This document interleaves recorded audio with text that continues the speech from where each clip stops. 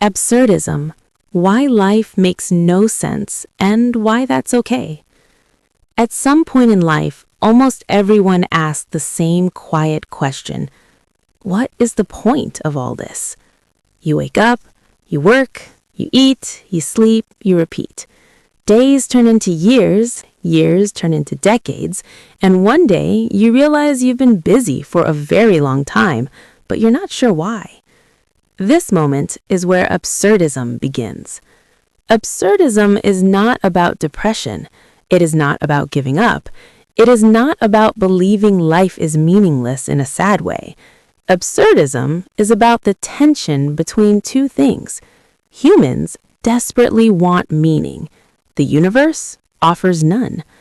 And that collision, that gap, is called the absurd. Humans are meaning-making machines. We look for patterns everywhere. We want reasons for suffering. We want explanations for success. We want fairness, logic, purpose. If someone works hard, they should succeed. If someone is good, they should be rewarded. If something bad happens, it must mean something. But reality doesn't cooperate. Good people suffer. Hard work fails. Random events decide entire lives.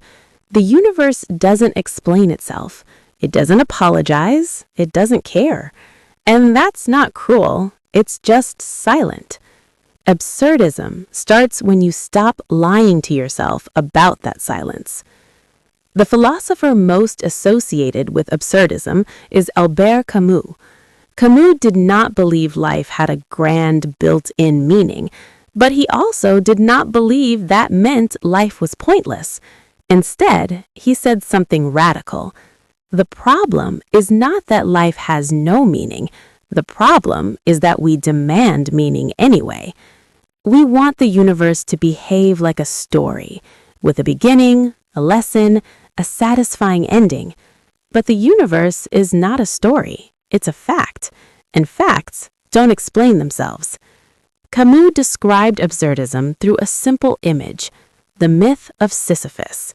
Sisyphus is condemned by the gods to push a heavy boulder up a mountain. Every time he reaches the top, the rock rolls back down. He must start again, forever. No progress, no reward, no end. At first glance, Sisyphus looks miserable, but Camus asks a strange question. What if Sisyphus knows the task is meaningless and continues anyway? What if he stops hoping the rock will stay at the top? What if he stops asking why? What if he accepts the repetition and still pushes? Camus concludes, the struggle itself is enough to fill a man's heart. We must imagine Sisyphus happy, not because the task changes, but because his relationship to it does.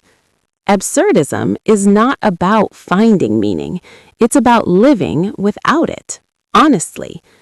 There are three common responses people have when they face the absurd. The first is denial. They invent meaning where none exists. They say everything happens for a reason. They believe suffering is secretly part of a plan. This can be comforting, but it is also a form of escape. The second response is despair. If life has no meaning, why continue? Why care? Why try? Camus rejected this completely. Ending life does not solve the absurd, it avoids it. The third response is rebellion. To see the absurd clearly, to accept it fully, and to live anyway. This is absurdism. Absurdism says something very subtle. Life has no guaranteed meaning, but you still experience joy, pain, love, boredom, curiosity. Meaning is not discovered, it is created moment by moment. Not permanently, not universally, just temporarily. And that's enough. You laugh, even though laughter doesn't solve death. You love, even though love doesn't last forever. You build things knowing they will eventually disappear, not because it makes sense, but because you are alive now. Think about everyday life. You clean your room, it gets dirty again. You earn money, You spend it. You scroll endlessly. You wait for weekends, you wait for vacations, you wait for someday. And when someday arrives, it feels normal. Absurdism doesn't mock this, it notices it. The absurd is not rare, it's everywhere. The commute you repeat every day, the notifications you keep checking, the goals that move the moment you reach them. Once you see this clearly, something strange happens. You stop expecting fulfillment to arrive later. You stop treating life like a problem to be solved. You start treating it like something to be experienced. Absurdism is often confused with nihilism. They are not the same. Nihilism says nothing matters, so nothing is worth doing. Absurdism says nothing matters, so you are free to choose what matters to you. There's no cosmic judge watching, no final score, no universal checklist. This is terrifying to some people. To others, it is liberating. If there is no predetermined meaning, then failure is less humiliating. Success is less arrogant. Comparison loses its grip. You are no longer performing for the universe. You are simply living. Absurdism also changes how you view suffering.